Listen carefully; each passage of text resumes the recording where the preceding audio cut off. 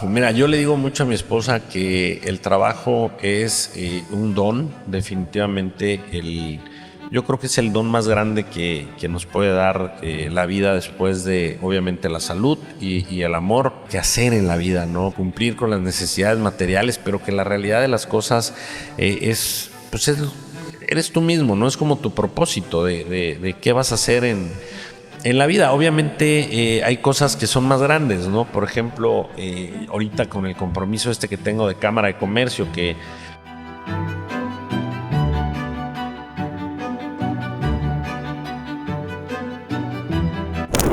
Sin duda, es un acierto poder coincidir en este espacio en el que les damos voz y vida a las historias que marcan la agenda en el acontecer diario de nuestra región.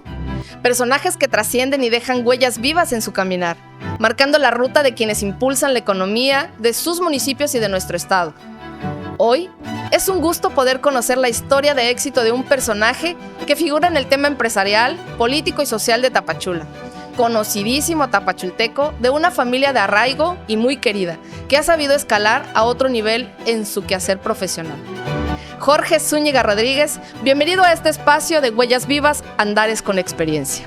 gracias amiga por la invitación, qué amable, y saludo a todo tu amable auditorio que nos ve. Muchas gracias a ti, Jorge. Es un gusto poder compartir contigo los micrófonos para conocer sobre tu vida, sobre tu trayectoria, pero sobre todo el gran ser humano de un corazón enorme que tienes, y qué mejor que lo sepan, y obviamente agradecer la confianza y la participación en este espacio. Gracias. La verdad que pues así nos enseñaron en la casa, ¿no? No nos dieron opción. Ahí mi madre no nos preguntó si queríamos o no. La verdad que nos enseñaron desde muy pequeños, ¿no? Que había que compartir, que ese era uno de los grandes talentos de la vida. Y así lo aprendimos y lo adoptamos.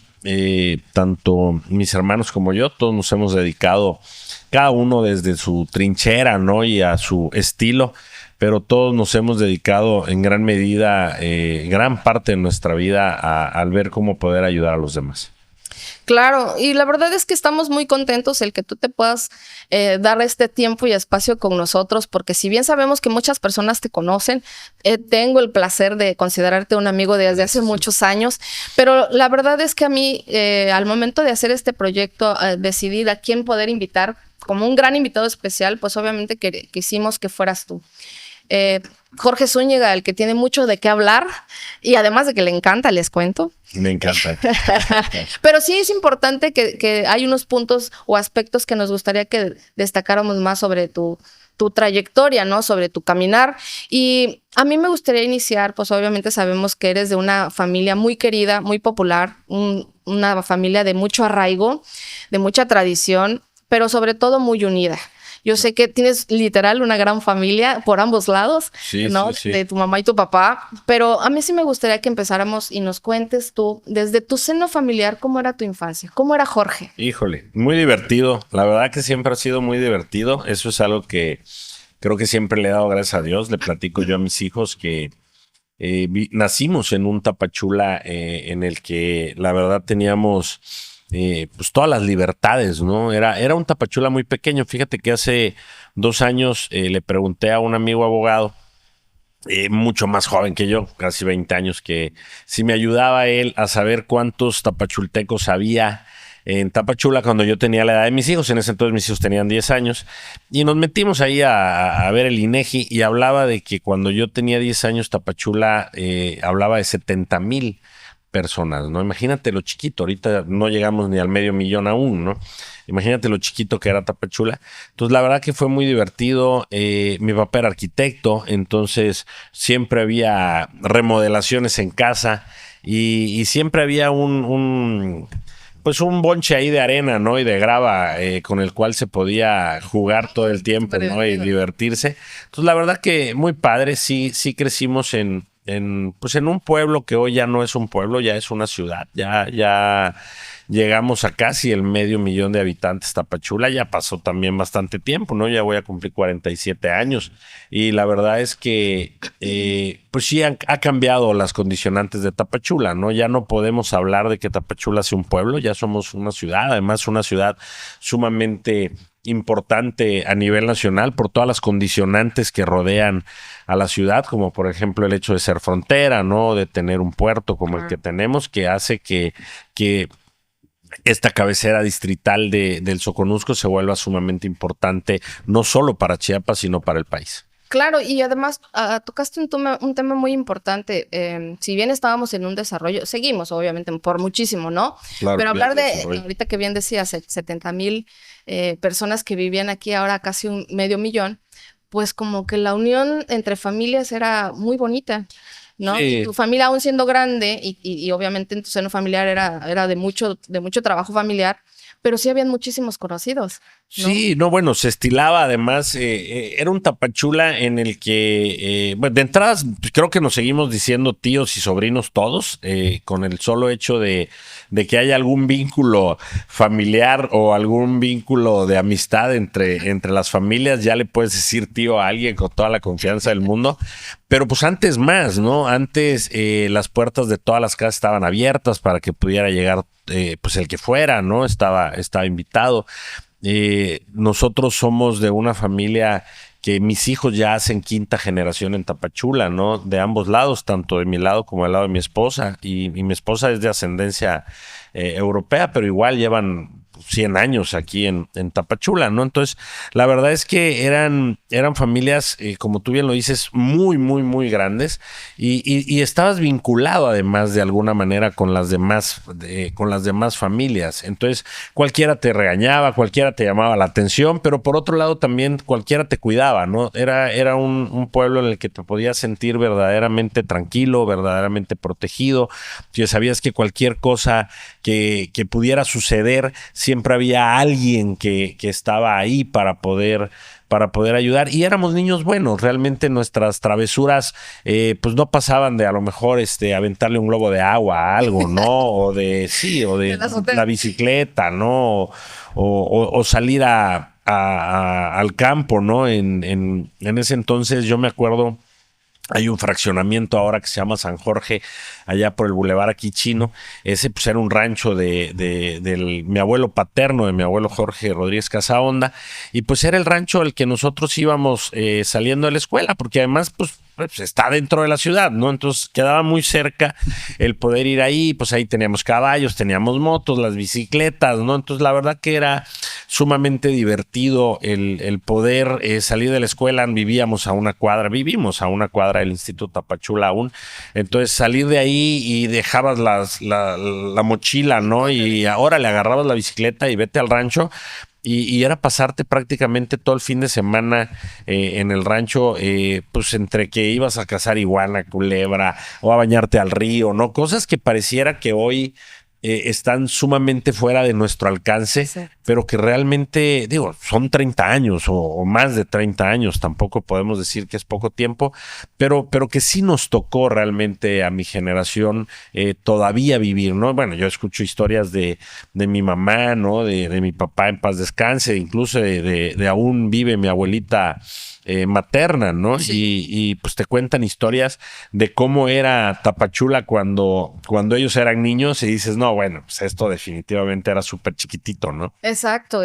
Y eso es lo padrísimo, que al fin son recuerdos, pero son bien vividos, que eso es lo mejor. Y tienes mucha historia que poder contarle tanto a tus hijos como a todos tus amigos y conocidos. Sí, claro, yo me llevo a los niños ahora al río, ¿no? Sobre todo mi hermano menor, mi hermano Antonio, le gusta mucho el tema de este Tapachula natural, ¿no? De este Tapachula de encuentro en el campo, de este Tapachula de encuentro con la naturaleza. Yo lo disfruto también, soy más citadino definitivamente, pero sí lo disfruto. Vamos a la finca o nos vamos a la playa o buscamos, siempre hay un amigo en Tapachula que tiene un rancho, que tiene por ahí algún tío que tiene un rancho, ¿no? Entonces la verdad que todavía se disfruta. Ese Tapachula sí ha cambiado de alguna manera. Ya vivimos en una ciudad con centros comerciales, ya vivimos en una ciudad con plazas, ya vivimos en una ciudad que ya tiene todos los componentes de ciudad, pero no debemos de perder ese arraigo y esas cosas que además pues eran un lujo. Realmente muy poca gente puede decir que disfrutó de ese tipo de experiencias en su niñez, ¿no? Sobre todo claro, gente que viene de ciudades grandes en las que pues eso desde que ellos nacieron ya no existían.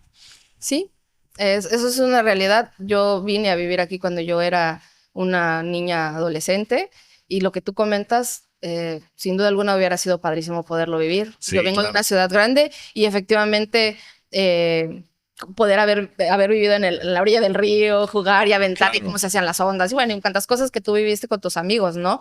Y esas son las cosas que seguramente has de extrañar. De todo lo que tú has vivido, o me imagino que lo hacías con muchos amigos. ¿Quiénes son los amigos, los brothers que hasta Sí. ahorita todavía siguen compartiendo contigo? Híjole, mira, ha cambiado. La verdad es que ahora tenemos, pues todos tenemos familia, todos tenemos hijos, ¿no? Entonces no es tan fácil. No todos viven en Tapachula, algunos ya están viviendo fuera, no necesariamente fuera del estado, pero sí en otros municipios.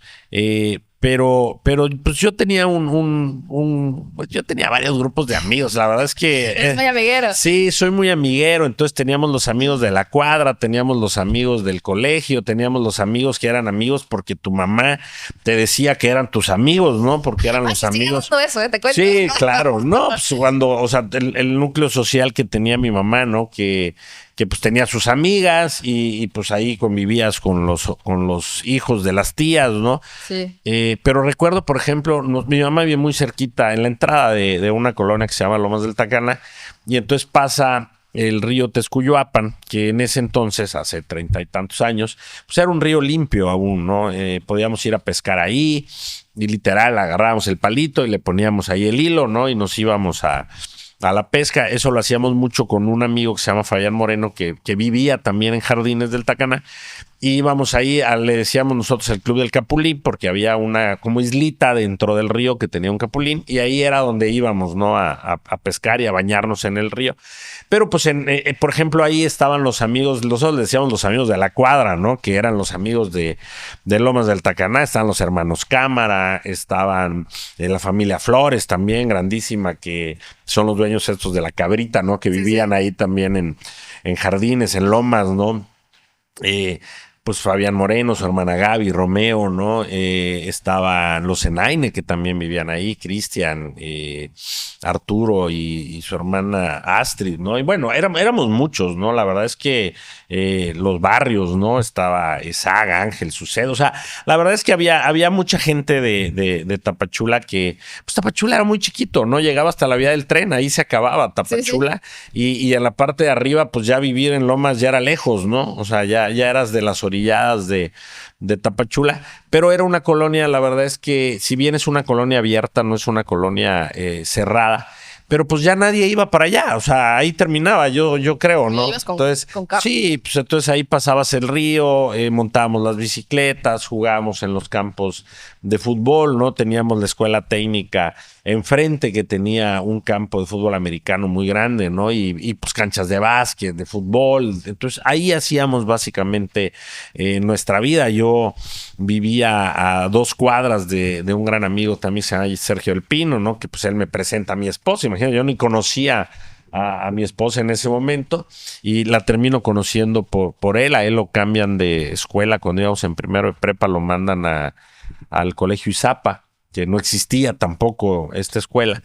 Y pues así es como se fueron creciendo los vínculos, ¿no? Y teníamos otros amigos, ¿no? Los bodegas, que pues eran familias también de muy grandes que también tenían vínculos con nosotros y pues ahí echábamos el cotorreo también con ellos y bueno, qué decirte de todos los Marín, ¿no? Pues ayer, antier falleció nuestro amigo Héctor Marín, ¿no? Sí, Que sí, sí. también gran amigo de todos nosotros los tapachultecos y teníamos un gran vínculo también, aunque estudiábamos en el Instituto Tapachula, teníamos un gran vínculo con el Colegio Miguel Hidalgo, porque además antes del instituto, pues la escuela que existía era el Miguel Hidalgo, entonces nuestros papás y todos pues se graduaron de ahí o del Constancia, ¿no? Eran como las 2 escuelas particulares en donde podías estudiar, que además en este tema de la fe católica, ¿no? Que se profesa, ¿no? Aún ahí por parte de la familia, pues de mis 2 familias, ¿no? Tanto mi papá como mi mamá, los dos eran muy católicos, muy guadalupanos, ¿no? Entonces, era como que estos lugares a donde nos llevaban ellos para que nosotros pudiéramos relacionarnos y pudiéramos vincularnos. Qué padre, la verdad es que me queda clarísimo y sin duda el que nos está viendo y escuchando, Pues saber que has vivido una infancia plena, feliz, y a veces incluso ni lo sabíamos, con tantas Sí. cosas, bellezas naturales que teníamos, que sin duda lo poco que queda, pues seguirlo rescatando y mantenerlo. Sí, eso es algo que definitivamente todos los tapachultecos tenemos que ponernos como esos objetivos, ¿no? Ver de qué manera logramos regresarle a nuestros hijos esto que de alguna manera nosotros, sin darnos cuenta, disfrutamos, ¿no? Exacto. Y hoy mucha gente que vive en Tapachula ya no tiene estas experiencias, ¿no? Antes yo creo que era la cosa más cotidiana, ¿no? El poder decir, oye, quiero ver una gallina. Pues todo el mundo tenía una gallina en su casa, ¿no? Tenías un vecino que tenía una gallina, ¿no? Y ahora, pues ya pareciera que se vuelve hasta complicado comerte un buen caldo de gallina en este pueblo, ¿no? Ya es un privilegio. Ya es Pues un bueno, privilegio. aprovecho, ahorita que estamos hablando de las cosas bellas y ricas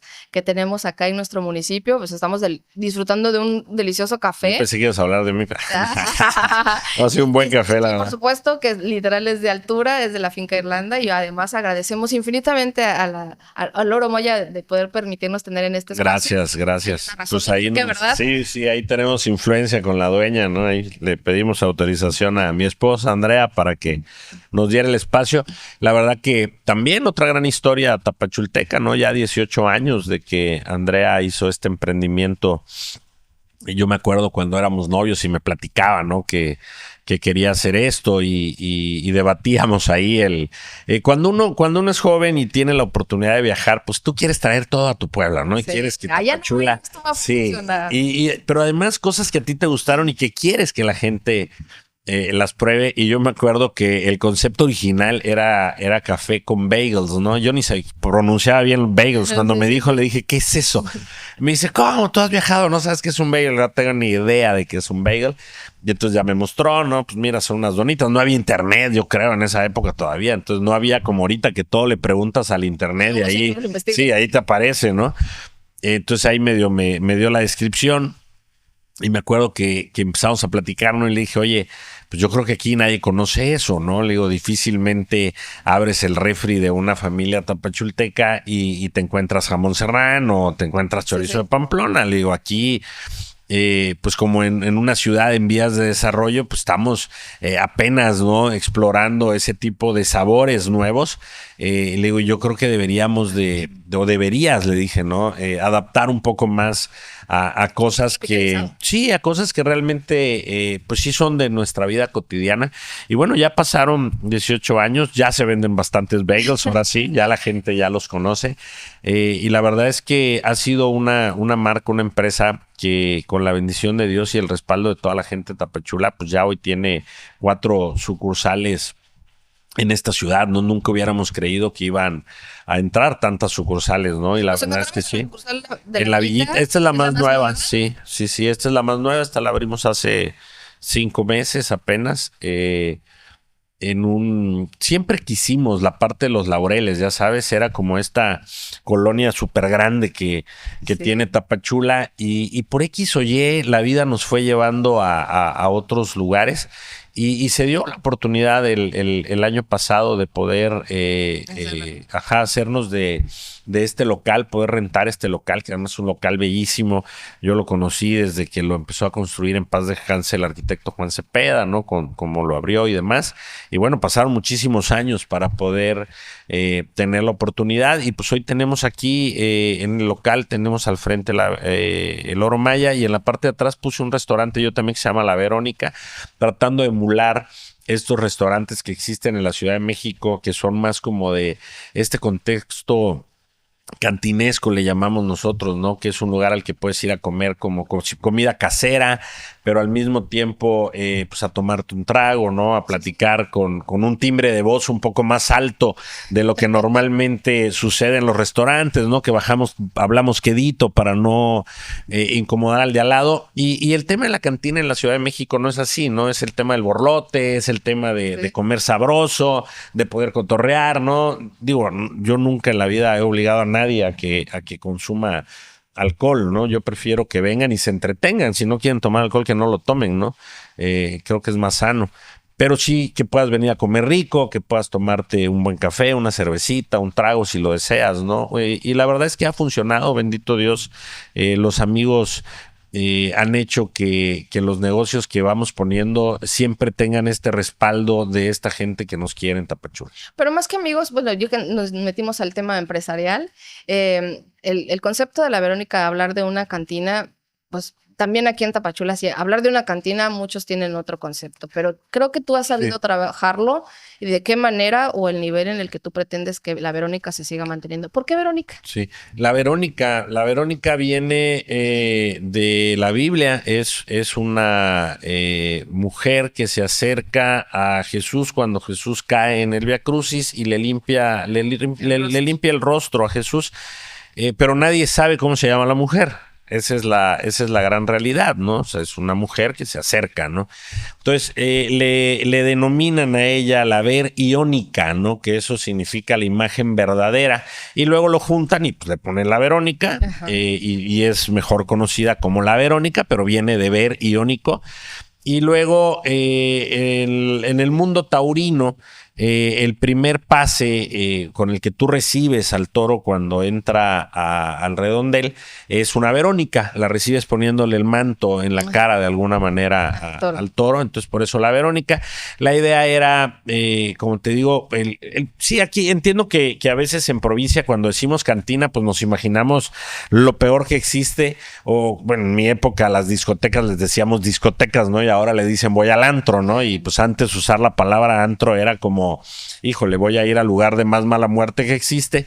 Y entiendo que en provincia a veces la palabra cantina pueda sonar de esa manera, pero la realidad de las cosas es que no, al contrario. O sea, el concepto de cantina, que era lo que sucedía atrás de la barra, ¿no? El que te podían servir alimentos en la barra, el que te podían servir una bebida. Eso en la Ciudad de México, el que tenga la oportunidad de viajar, vaya, conozca las cantinas, póngale ahí al TikTok cuáles son las mejores cantinas de México. La verdad es que se come espectacular. Yo espero algún día, tenemos buena cocina nosotros en la Verónica, pero espero algún día poder tener esta cocina que tienen en estas cantinas de la Ciudad de México.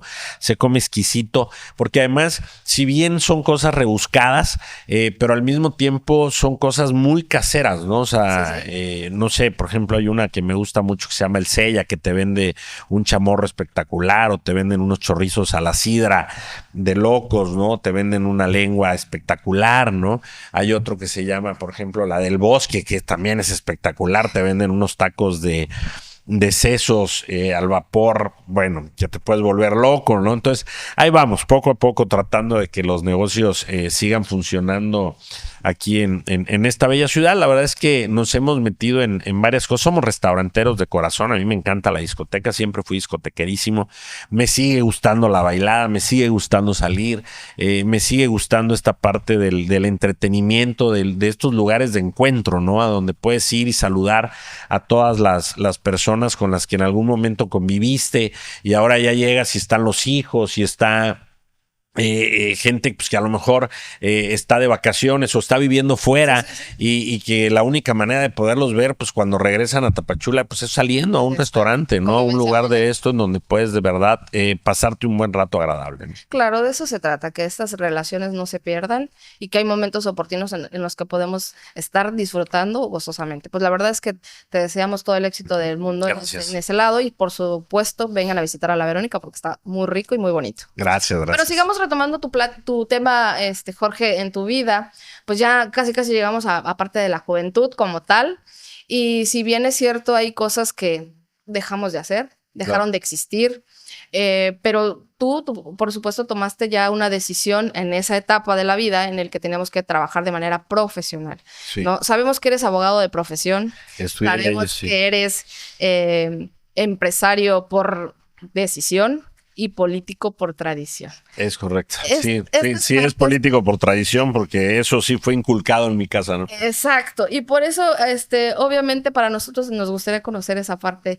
Sabemos que tú eres un líder nato, me consta, pero hablar de estos tres temas súper importantes que van formando tu vida profesional, laboral y empresarial, obviamente se conjugan para que en su caminar de Jorge iba a dejar sus huellas como tal. ¿De qué manera lo has venido haciendo, Jorge? Híjole, complicado sobre todo en la parte del quehacer y el decir, ¿no? Creo que el tema del liderazgo desde que eres niño, desde que eres joven, el liderazgo, si bien lo puedes traer de manera natural, tienes que darte cuenta de cuáles son las condicionantes para ejercer el liderazgo, ¿no? Entonces, yo me acuerdo cuando éramos niños y era de, oye, estaría padrísimo hacer una casa en el árbol. Bueno, ¿quién pone la primera madera? ¿Quién clava el primer clavo, no? ¿Quién va por el martillo? Y pues era el líder el que tenía que hacerlo, ¿no? Y entonces había que pues ir y sacar las herramientas y decir, a ver, lo hagamos. Sí. Y así fue evolucionando en mi vida, fui creciendo, sigue siendo la misma constante. No es nada más de arrojar ideas, ¿no? Es de realmente ejercer el liderazgo, y ejercer el liderazgo toma siempre esta responsabilidad de hacer las cosas y de ser coherente con lo que dices que vas a hacer, ¿no? Oye, vamos a hacer una casa en el árbol. Bueno, pues tiene que ser una casa digna del árbol, ¿no? En donde entremos los 10 amigos, los 12 amigos que seamos, ¿no? O sea, algo que dijera mi papá, no, si lo vas a hacer, hazlo bien hecho, ¿no? Sí. Entonces, la verdad es que no ha sido fácil ser coherente con la narrativa de lo que hacemos. No es fácil, y yo invito a la población que nos ve a que tampoco se frustren. O sea, no quiere decir que porque no te salga la primera está mal, no, hay que buscarlo. Hay que, decía en paz descanse el rector de mi universidad, Guadalupe Méndez Toscano, decía, la búsqueda del deber ser. Sí. Es el ser, ¿no? Ahí es en donde nosotros todos los días vamos construyendo el deber ser, ¿no? Y vamos llegando hacia la narrativa positiva que nos estamos construyendo. Entonces, pues en todos los sentidos, ¿no? En el sentido de la familia, en el sentido empresarial, en el sentido social, nada ya está hecho, ¿no? Todo lo tenemos que ir construyendo poco a poco, irlo perfeccionando, y creo que eso nos ha ido permitiendo, ser coherentes en esta narrativa de lo que uno quiere ser en la vida. Claro, bien comentas que las cosas no son fáciles y no siempre salen a la primera. No siempre son oportunidades, ¿no? Y en qué momento decidir si la tomo o la dejo. Claro. Igual y viene una segunda, igual y no viene la otra oportunidad. Claro. Y esas decisiones, pues, nos lo va forjando la vida, la experiencia, la madurez que nosotros vamos teniendo.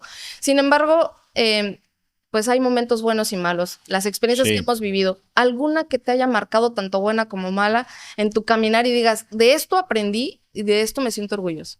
Híjole, yo creo que todo trae positivo y negativo. Difícilmente he tenido algo en mi vida que no conlleve las dos partes, ¿no? Porque todo tiene una responsabilidad. Entonces,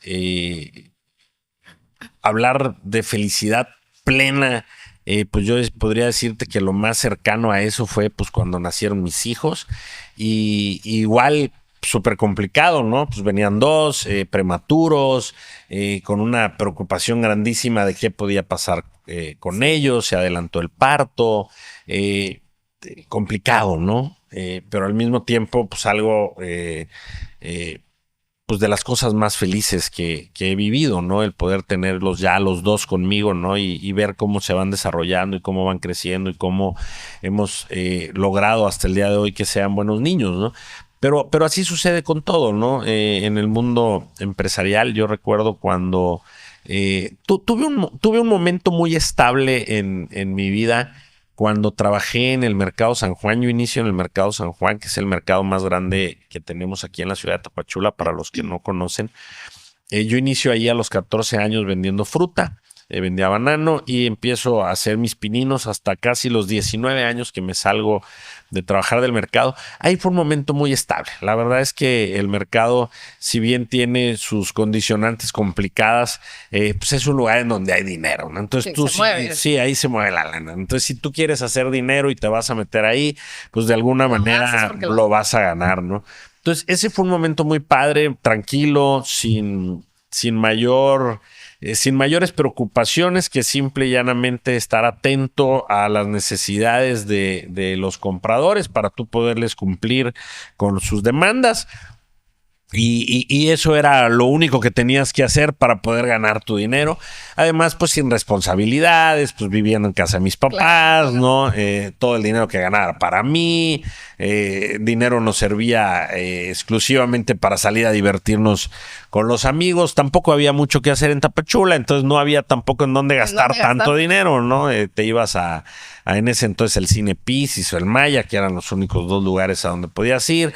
No habían grandes tiendas. Creo que la tienda más grande que teníamos en Tapachula era Darío, ¿no? Entonces, LPM. LPM. Bueno, fíjate, a mí no me tocó LPM, ¿eh? Yo creo que yo cuando de niño a lo mejor sí, de niño sí me tocó LPM, pero ya cuando yo tenía dinerito para yo salir a hacer mis compras, sí, ya LPM ya no fungía como tal. Pues además una ciudad en la que, pues otra vez, ¿no? O sea, tu tío el político, tu tío el secretario de seguridad pública, tu tío el empresario, tu tío el dueño de la tienda, tu tío el presidente del organismo, tu tío. Entonces, la verdad que muy cómodo. Me tocó hacer muchas relaciones porque además yo siempre le dije a mi madre que yo tenía la oportunidad de tener amigos que ella me había presentado, tener amigos que yo había hecho en la escuela, tener amigos que yo había hecho en mi mundo laboral, tener amigos que yo había hecho en la parte deportiva, que siempre jugué básquet, tener amigos en mis negocios, ¿no? En donde yo conocía al que era mi mesero, al que trabajaba para mí, al que era el elemento de seguridad, al que era no sé, el administrador, ¿no? Hace unos días me tocó, por ejemplo, ir ahí a una tienda de estas gigantes, ¿no? Internacionales que tenemos en Tapachula. Y alguien por ahí no me estaba atendiendo bien y de repente me quejé y bajó la persona con la que me quejé y entonces mis hijos estaban sorprendidos y me decían, papá, ¿por qué tienes tanto poder? Y yo le decía, pues porque esta persona con la que me quejé trabajó conmigo cuando estaba estudiando su universidad y hoy es la gerenta de esta macro tienda en Tapachula, ¿no? Y me decía, ok, o sea, tú la conoces. Y le digo, no, la conozco hace 30 años, ¿no? O sea, entonces eso ha sido una de estas grandes cosas divertidas de Tapachula. Pero respondiendo puntualmente a la pregunta, yo creo que sí, nunca viene la felicidad completa, o más bien la felicidad completa siempre tiene que venir acompañada de retos, de sacrificios y de esta parte de dolor que si la entendemos como tal que viene con los logros, pues es parte de la felicidad también, ¿no? Sí, definitivamente comparto mucho contigo y esa parte en la que nos va a ir forjando y formando tiene que ser así. Y en el caminar, o sea, hablar de una muy buena relación pública y política con las que se van haciendo nuestros amigos en nuestro caminar, ¿no? Y Sí, porque claro. sabemos en cualquier momento tanto yo puedo servir como ellos nos pueden servir a nosotros. Y de eso se trata. Por lo tanto, para nosotros, en tu caso, Jorge, hablar de un trabajo de durante muchos años que no ha sido nada fácil, ¿qué es para ti esta palabra como tal, el trabajo? ¿Qué significa? El trabajo. Mira, yo le digo mucho a mi esposa que el trabajo es un don, definitivamente. Yo creo que es el don más grande que nos puede dar la vida después de, obviamente, la salud y el amor. Yo siempre le digo a mis hijos, pidan trabajo, pidan tener algo que hacer en la vida, ¿no? Pidan y forjen además esto eh, que pareciera que es una parte como material, ¿no? Del cumplir con las necesidades materiales, pero que la realidad de las cosas pues eres tú mismo, ¿no? Es como tu propósito de qué vas a hacer en la vida. Obviamente hay cosas que son más grandes, ¿no? Por ejemplo, ahorita con el compromiso que tengo de Cámara de Comercio, que es un gran trabajo, pero pues es un trabajo que no paga, es un trabajo que te cuesta, es un trabajo, es completamente diferente, ¿no? Pero no deja de ser trabajo, ¿no? No deja de tener una Invertir agenda, tiempo, no deja dinero, de llevar tiempo, de llevar dinero, de llevar compromisos, ¿no? Que asumes cuando tú le dices a las personas que tú vas a hacer algo, ¿no? Otra vez esta parte de la narrativa coherente en la que dices, oye, voy a poner un restaurante y pues tienes que ir logrando que cada día el menú sea mejor, que el lugar sea mejor, que tenga un mejor servicio. Es igual en estos organismos de representación, pero definitivamente el trabajo es un don hermosísimo, el que todos debemos de agradecerle a la vida, que nos dé la oportunidad de tenerlo. Si hay alguien por ahí que no lo tenga, encuéntreselo, aunque no le paguen, inicie sin necesidad de que le paguen, ¿no? Hágalo, porque el hacerlo te va dando experiencias, te va abriendo caminos, te va dando relaciones, te va mostrando que es cuáles son verdaderamente tus talentos, este famoso fortalezas y debilidades, que a veces se escucha tanto que pareciera que es trillado, pero que la realidad de las cosas es que es una gran puerta, ¿no? Que se abre cuando entendemos de verdad cuáles son nuestras debilidades y cuáles son nuestras fortalezas. Y la única manera de poderlo hacer es probando, ¿no? Lo comentaba en el desayuno empresarial que tuvimos del Buen Fin, ¿no? Hace un mes ya. Y teníamos un desayuno en el que habíamos más de 600 personas y yo estaba dando mi discurso y entonces dije, voy a practicar, ¿no? Y me bajé y empecé a hablar entre las mesas. Y me decía mi esposa, oye, ¿y sí te sirvió? Y le digo, pues es que si no practicas en el momento en el que tienes el foro, le digo, pues ¿en dónde puedes volver a tener 600 personas enfrente de ti para poder hablar en medio de ellas, ¿no? O sea, no es fácil, ¿no? Atención. Sí, ¿no? Y además que vayas tú a las mesas y que sepas que están ahí, o sea, no somos Hollywood, ¿no? Como para mandar a hacer un set en el que hayan 600 personas ahí para que yo pueda, para que yo pruebe, ¿no? Hacer mi show, no, lo tienes que volver realidad y tienes que hacerlo en el momento en el que toca hacerlo.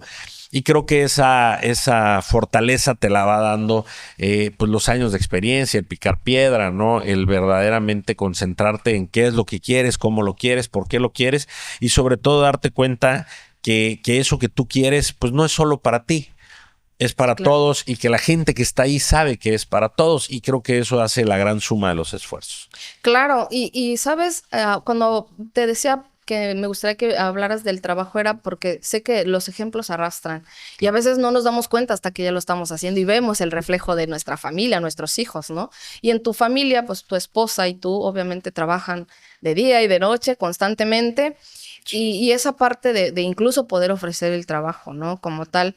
Por lo tanto, para ti, hablar de tu familia, que sé que los metes mucho, pero no como tal, como ese núcleo, como tal que te da la fortaleza, ¿no? Que te da esa firmeza de decir, por ellos lo hago, para ellos lo hago, y el ejemplo a seguir para mis hijos, porque son dos hombres que tienen que también ellos forjarse como tal. Para ti y tu familia, dentro de tu trabajo y tus actividades diarias, ¿qué representa? ¿Sabes qué pasa? Lo que pasa es que yo lo vivo, no, por eso no lo menciono tanto. Lo vivo, es parte de lo que sí o sí tengo que hacer, ¿no? Tenemos con mi esposa lo que tenemos que hacer, el famoso deber ser otra vez, ¿no? Sí. Cuando yo me casé, una de las cosas más complicadas a las que me tuve que enfrentar en la vida fue a tomar esta decisión de quién creía yo que era esta persona con la que yo podía compartir pues toda mi vida, ¿no? Entonces, no es nada fácil, ¿no? Es cuando tú decides, yo le digo a mis hijos que hay cosas que en la vida sí o sí te van a marcar, ¿no? Como por ejemplo la decisión de qué voy a estudiar, ¿no? Sí. ¿Qué profesión voy a tener? Pero pues esa es una decisión unilateral. Tú decides qué profesión vas a querer, ¿no? Cuando decides con quién te vas a casar, pues no eres tú nada más, ¿no? Hay otra persona ahí que es con la que tú vas a compartir el resto de tu vida. Entonces, pues toca hacer ahí ciertos... Estire y afloje. Sí, ¿no? Y ciertas negociaciones y hablar muy sincero, ¿no? Y muy frontal para que verdaderamente salga a relucir qué es lo que las dos personas queremos y a qué nos vamos a aferrar el resto de nuestra vida. Y para poderte aferrar a algo tiene que ser algo que no te duela, o sea, tiene que ser fácil poderte aferrar a esa decisión, porque si no, pues lo más claro, está siendo forzado y lo más fácil va a ser soltar, ¿no? Algo que nosotros teníamos muy claro era que yo quería tener una esposa que trabajara, que no dependiera de mí. Y mi esposa quería ser una mujer que trabajara, que no dependiera de un hombre, ¿no? Que la mantuviera. Y fue nuestra decisión, ¿no? Y eso el día de hoy nos hace que funcionemos. No es fácil, o sea, yo lo veo, mis hijos ahorita ya están acostumbrados, pero al principio era de, oye, ¿por qué papá nos hace desayuno, de comer o de cenar, ¿no? O sea, si tenemos allá una mamá.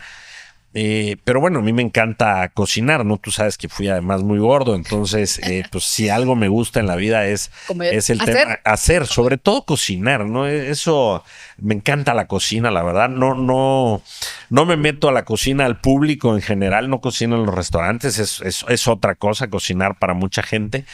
pero me gusta mucho cocinar, ¿no? Entonces eran como estos acuerdos que yo hacía o hago con mi esposa en el que pues vas equilibrando la balanza, ¿no? Entonces, respondiendo la pregunta, claro que son el motor, claro que cuando llego a la casa, lo primero que quiero es ver a mi esposa. Yo le digo a mis hijos que los amo, los adoro, pero que no hay nada más importante que su madre.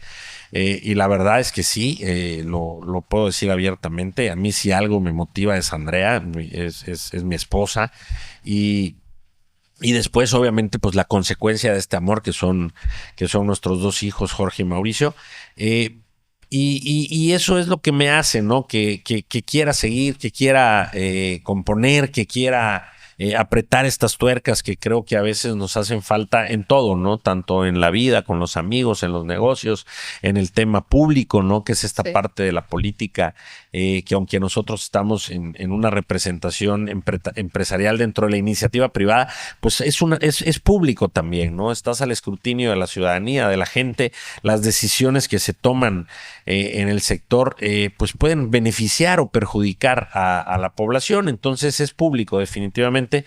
Y viene desde ahí, ¿no? Desde el entorno familiar que tú quieres componer y qué es lo que quieres tú en tu casa y qué quieres pues para las demás familias, ¿no? Si trasladamos eso a las demás familias, pues yo creo que todos los papás queremos que nuestra esposa, nuestros hijos, pues vivan en el mejor lugar posible, ¿no? Claro, y precisamente por eso tú le diste al clavo en este tema de la conversación, porque si no iniciamos desde nuestra desde familia, nuestro núcleo, pues obviamente va a ser más complicado. Y por eso, de acuerdo a todo tu trabajo, que yo sí lo conozco, pero para hablar de las mejorías o hablar de lo que significa para Jorge Zúñiga Tapachula, obviamente quise salir de adentro hacia afuera, ¿no? Claro, hablar de claro. Tapachula, para ti, ¿qué es lo que representa? Una vez que yo ya sé que tú trabajas para tu familia y por tu familia y para una mejoría, dar el ejemplo hacia los demás. Pues es el hogar, ¿no? Es la casa, Tapachula. Aquí es donde nacimos, por lo menos en mi caso particular. Digo, yo creo que los que ya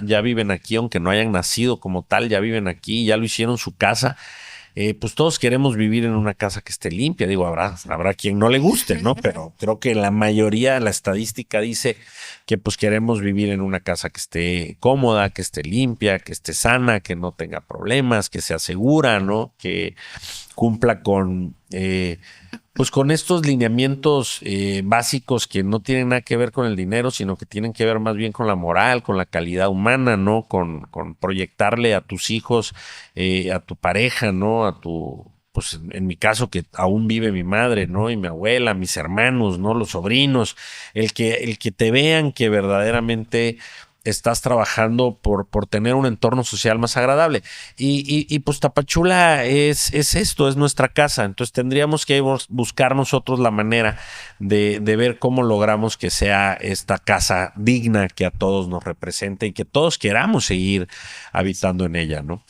Eso yo creo que sin duda alguna muchos de los que decidimos quedarnos, no salir fuera de Tapachula y hacer una mejora en nuestra vida aquí, porque se puede y tenemos con qué, es importantísimo. Y por lo tanto, si a Jorge Zúñiga le dieran la oportunidad o tuvieras la oportunidad de poder hacer algún cambio para nuestro Tapachula, algo que nunca se ha hecho, ¿qué es lo que sería?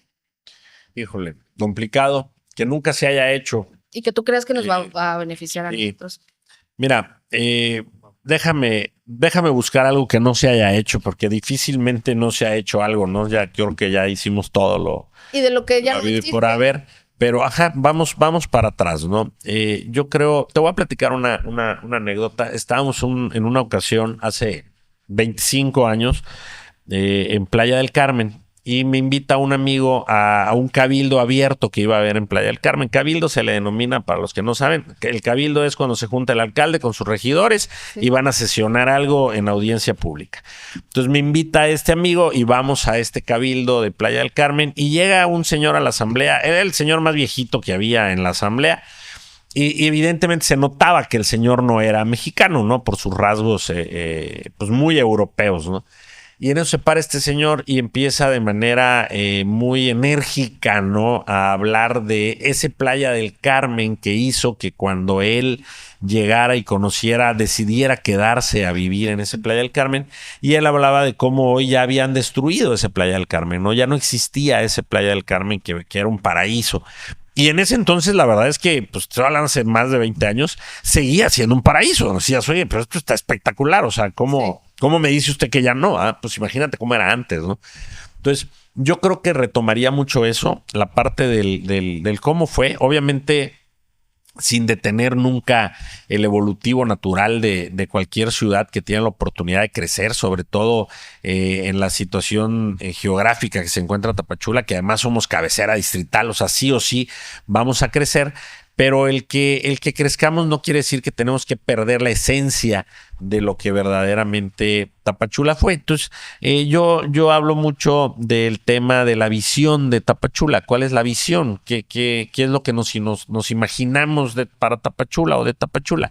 Y les digo que la visión, pues no la pusimos nosotros, ni siquiera la pusieron nuestros ancestros. La visión es una visión natural, la puso Dios y nos mandó a vivir en una ciudad que es eminentemente agrícola, en la que tenemos tierras que son sumamente productivas, en las que tenemos precipitaciones de lluvia que nos permiten que nuestra producción sea pues inigualable, la verdad.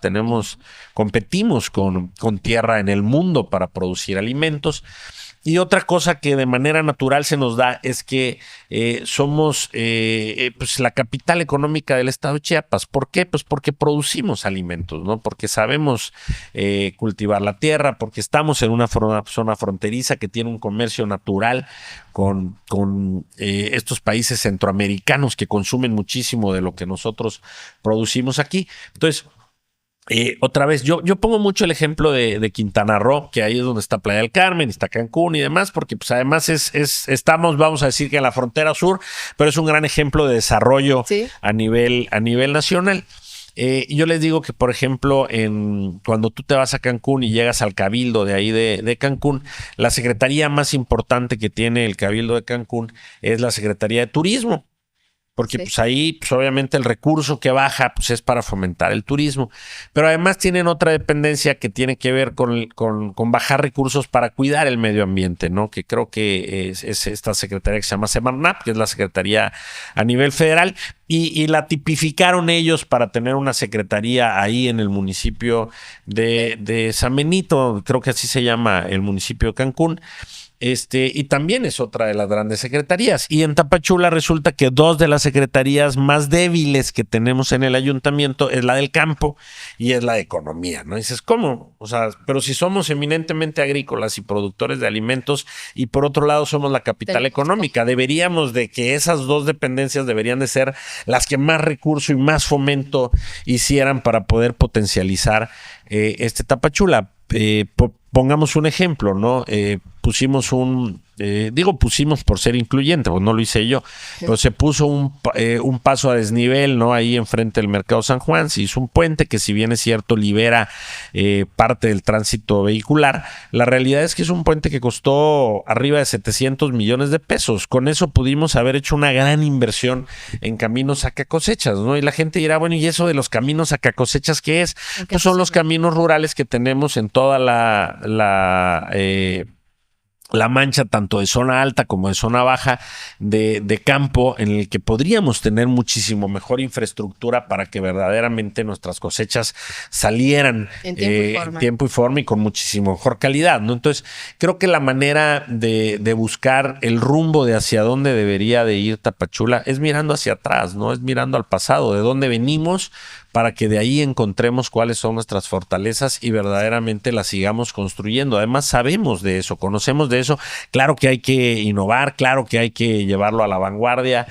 Ahora ya tenemos plantas de tratamientos como por ejemplo los que deshidratan ya la fruta, ¿no? O sea, ha evolucionado la ciudad, no el campo ha evolucionado, ¿no? Ya es la industria del alimento la que permea hoy en la ciudad de Tapachula. Ya no podemos decir, ay, somos campesinos. No, a ver, es toda una industria agroalimentaria la que se puede construir en esta bella ciudad.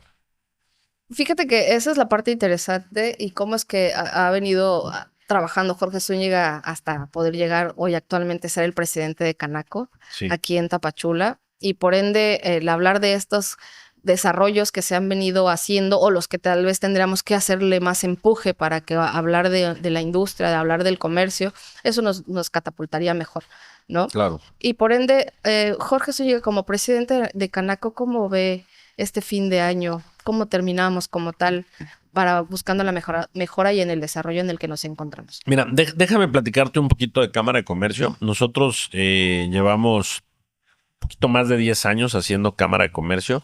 Digo nosotros porque tomamos la decisión, un grupo de amigos y servidor, de participar en este organismo de representación.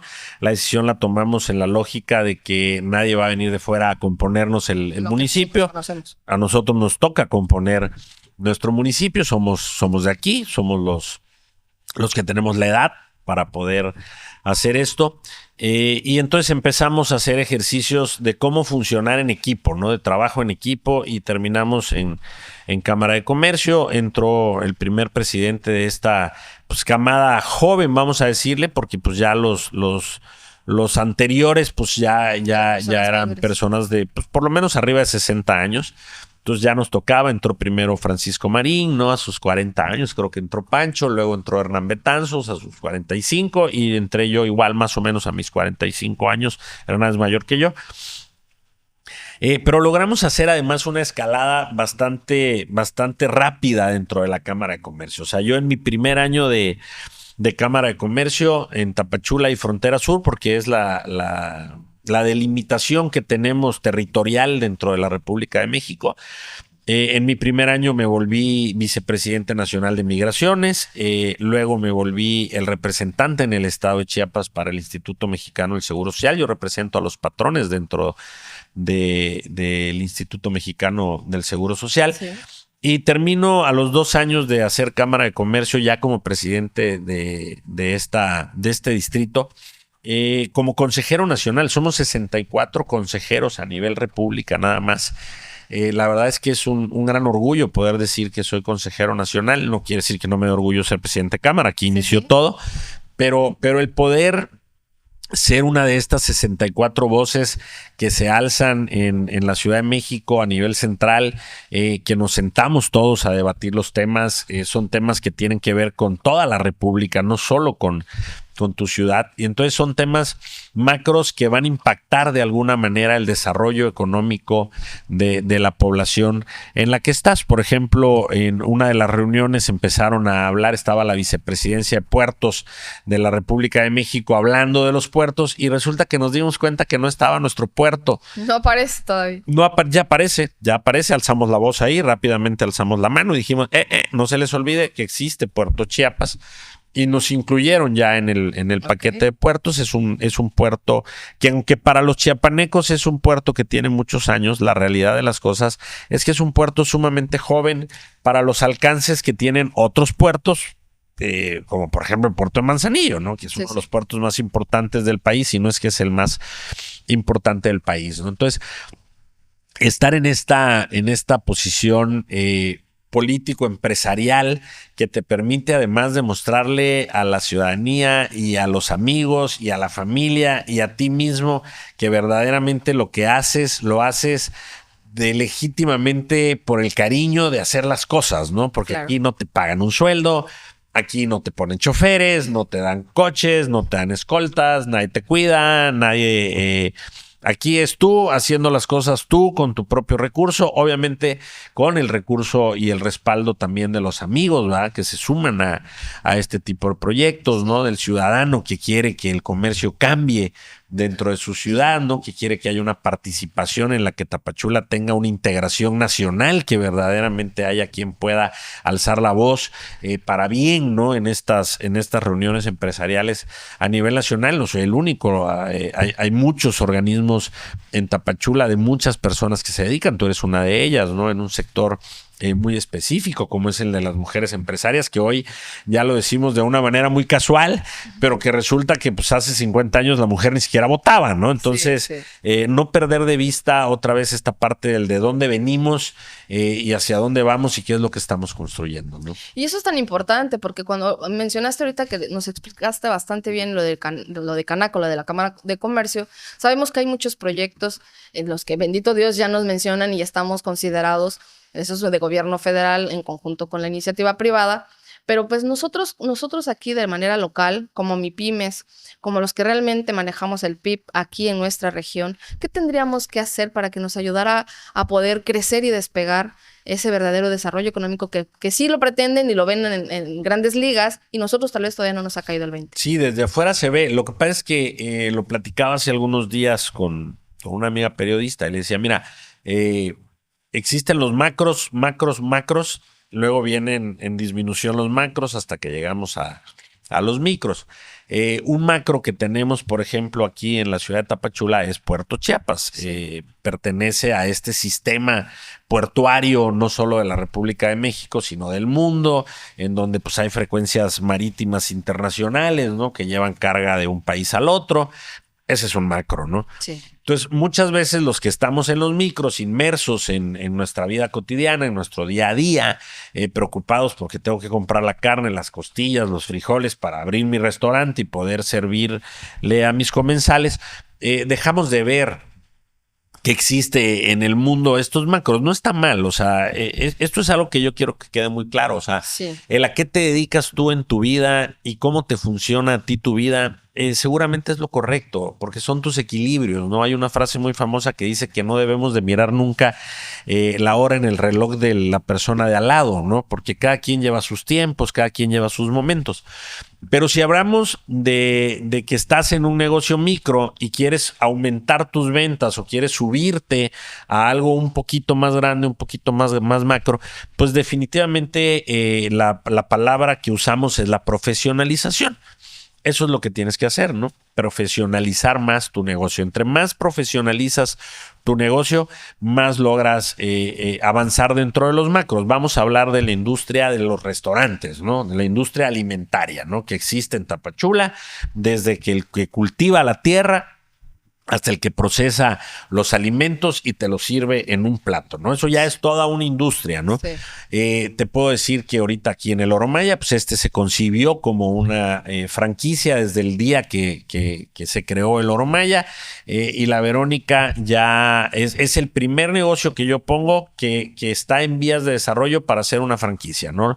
Ya tiene un registro de marca en el que ya tenemos cuidado por 3 años el nombre de la empresa, el logotipo, el cómo se ve, ¿no?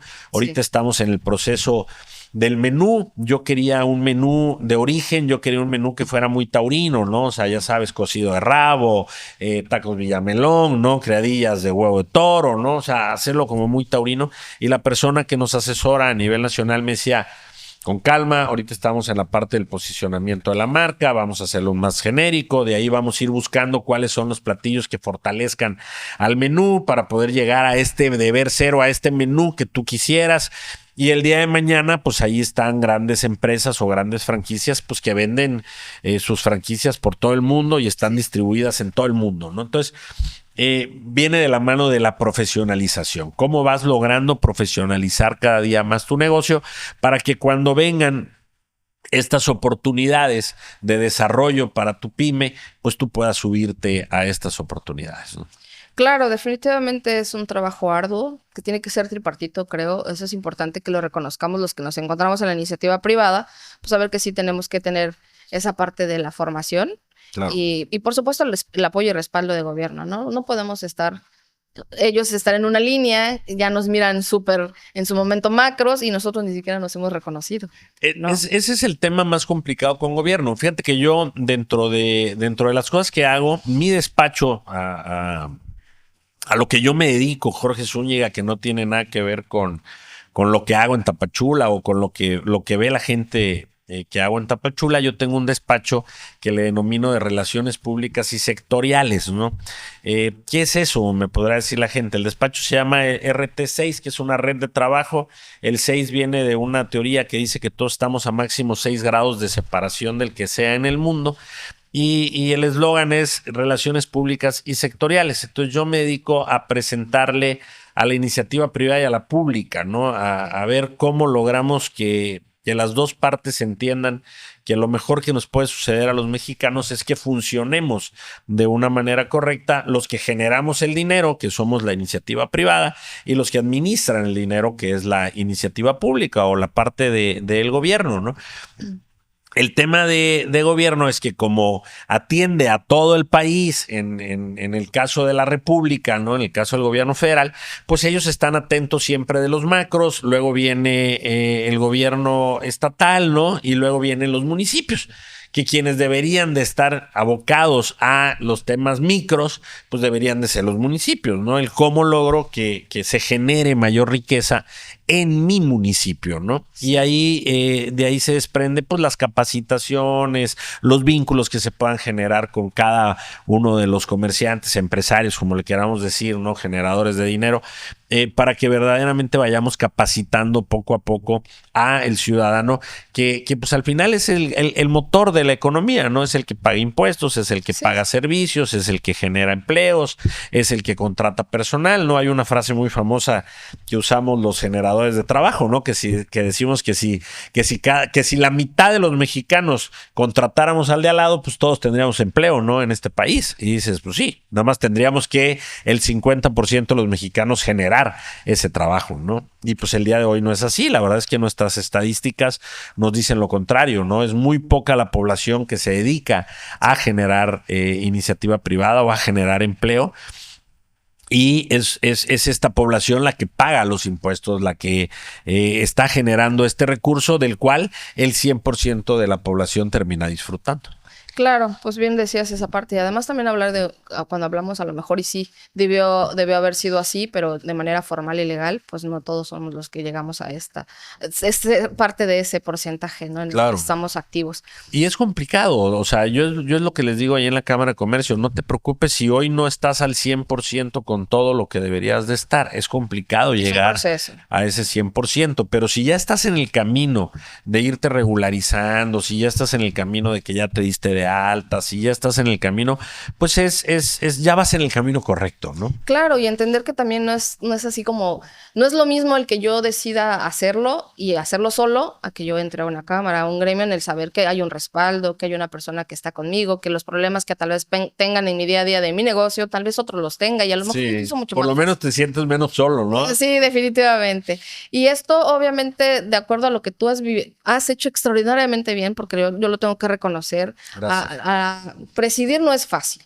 No. Y mucho menos a líderes, porque todos son dueños, todos son los que toman decisiones, y que yo presidente, diga qué se tiene que hacer y cómo hacerle, es bastante complejo, me queda clarísimo. Ese entrenamiento ha sido el más interesante, ¿no? O sea, cómo lograr verdaderamente sentarte a la mesa y tomar decisiones y que el consenso esté de acuerdo con las decisiones, ¿no? Porque además venimos, como tú bien dices, somos líderes, pero además venimos acostumbrados a que en mi negocio el que manda soy yo. Y si me equivoco, lo vuelvo a hacer. Lo vuelvo a hacer, ¿no? Entonces, es parte de este aprendizaje que también nos hace que en nuestros negocios entendamos que somos un equipo, ¿no? Y que la colectividad es la que realmente va a hacer que las cosas funcionen. Mira, yo recuerdo mucho un asesor que tuvimos la oportunidad de conocer, Adán se llama él, y Adán me decía, nunca tomes decisiones unilaterales, siempre tienes que tomar decisiones colegiadas y nunca tomes decisiones sin hacer un previo comparativo. O sea, oye, vamos a construir una calle porque creemos que las calles funcionan.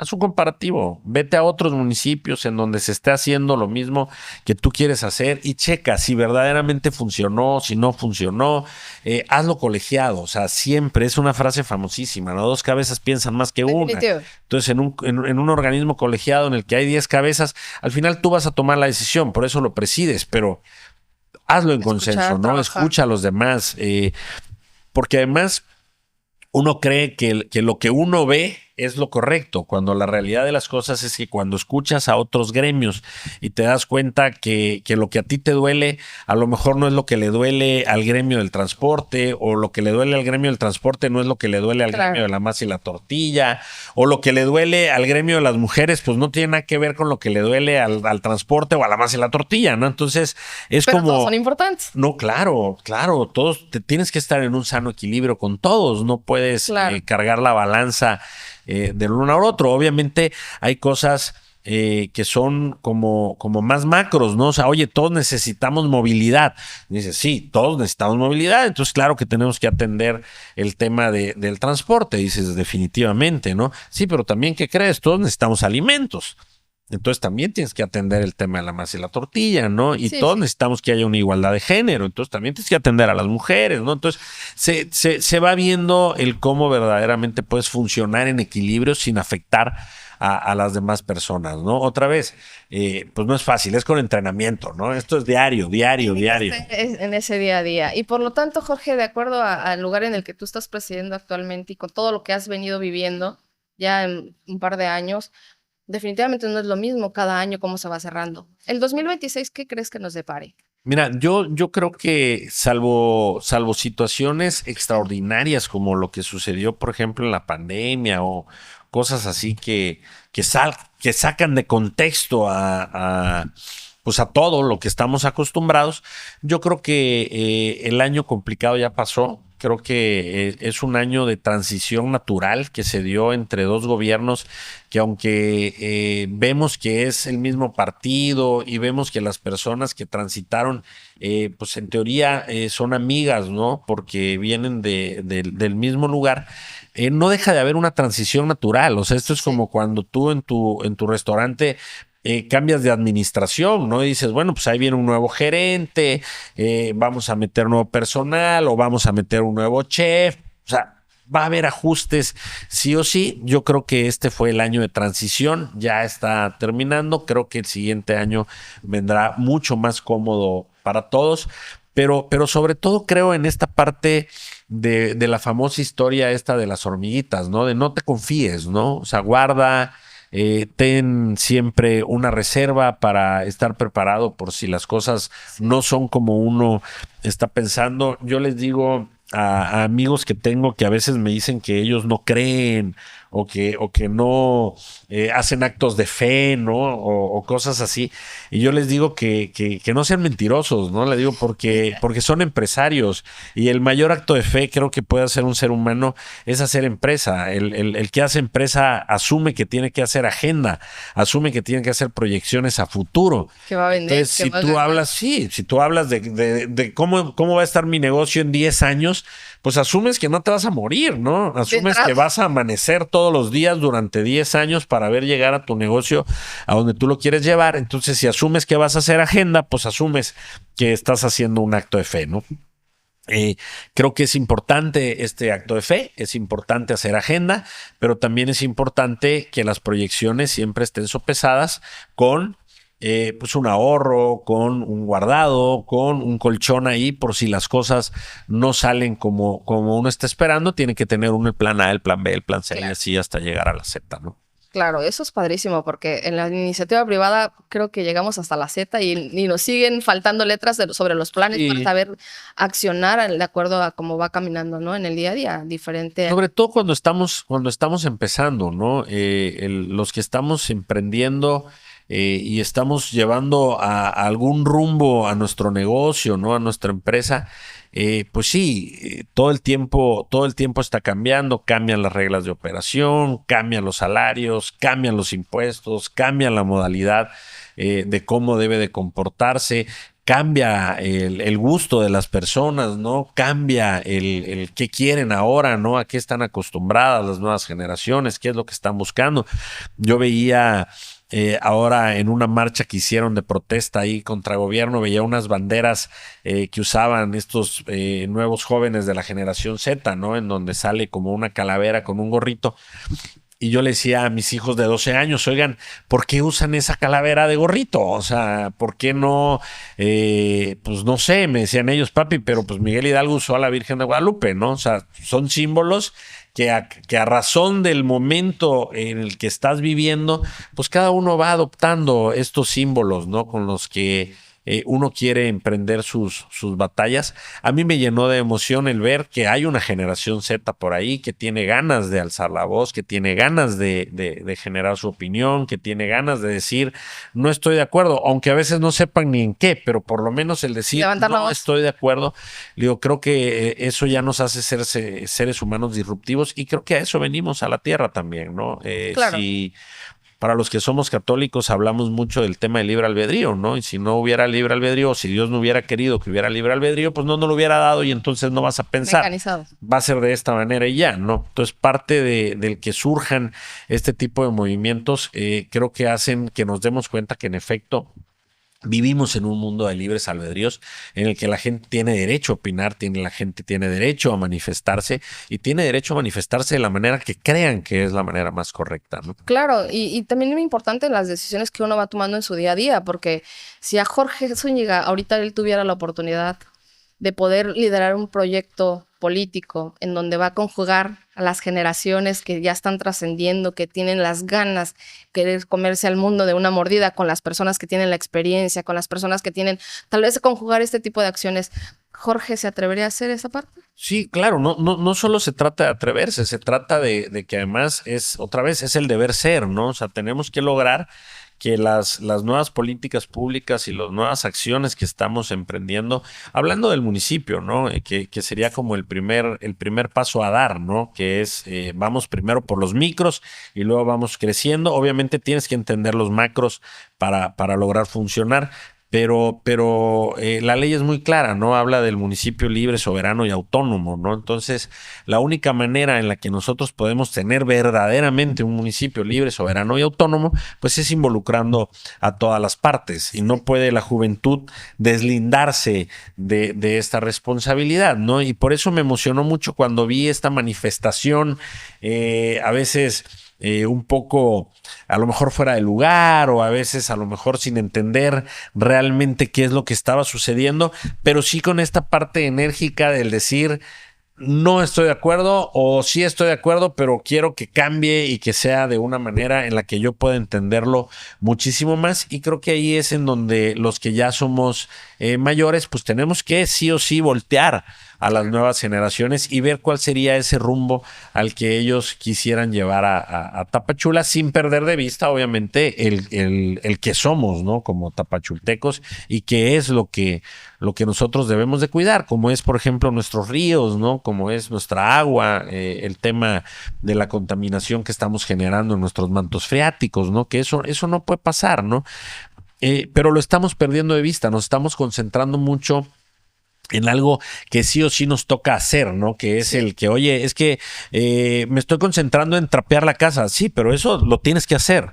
Oye, me estoy concentrando en barrer. Sí, pero lo tienes que hacer. O sea, está intrínseco. Eso ya viene y viene como parte del paquete.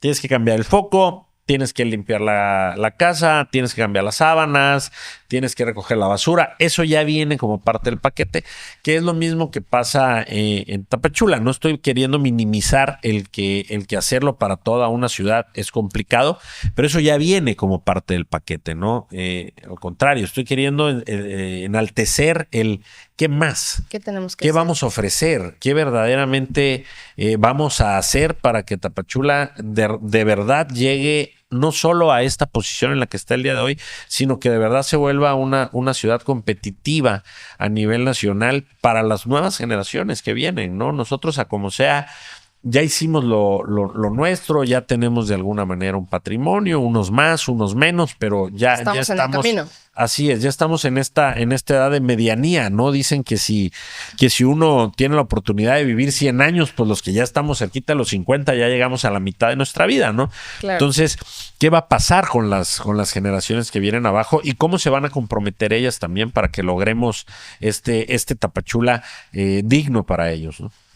Claro, la verdad es que tuviéramos o quisiéramos tener muchísimo tiempo, Jorge, de seguir platicando contigo. Sabemos que hay muchas cosas que más tener en tu rastreo del camino y las experiencias y sobre todo los consejos y las motivaciones que nos haces con todo lo que tú has vivido. Sin embargo, pues ya tiene que terminar este espacio, sí. Pero fue muy ameno, se me fue muy rapidísimo el momento. Seguramente va a haber un segundo, yo creo, ¿no? Gracias, contigo, Jorge, porque creo que no llegamos ya a una cuarta parte. Pero a mí me gustaría que cerraras dándonos un mensaje para el 2026 a todas las personas que enfrentan esta parte del emprendimiento. ¿Qué mensaje tú les pudieras dar a los jóvenes sobre esta área? Mira, yo creo que si pudiera resumir mi vida en un mensaje, sería algo que le dije a mi hermano mayor hace unos días platicando. Y le decía, la vida está compuesta de altibajos. Es imposible pensar que vamos a tener una vida flat, ¿no? O sea, que siempre va a estar así, lineal. La vida no es así, la vida es con altibajos. Los altibajos son los que te hacen que tú vayas generando una línea del tiempo flat en la que sí, en efecto, vas encontrando un equilibrio dentro de estos altibajos, ¿no? Y son los altibajos los que te van demostrando si verdaderamente aprecias algo cuando ya no lo tienes, si verdaderamente quieres algo, si verdaderamente quieres estar saludable, si verdaderamente quieres comer más sano, si verdaderamente quieres tener más tiempo de calidad en tu vida, si verdaderamente quieres buscar solo dinero, ¿no? Y son estos altibajos los que te van haciendo que tú vayas tomando estas decisiones. Yo he tenido una vida por decisión propia, pero así ha sido mi vida, ¿no? De repente tienes muchísimo y de repente ya era yo el dueño de 3 discotecas en Tapachula y luego vino el huracán Stan y ya no tenía ni una y hubo que empezar de nuevo y de repente ya tenía yo 2 restaurantes y me invitó un presidente municipal, en paz descanse, a trabajar con él y los tuve que cerrar.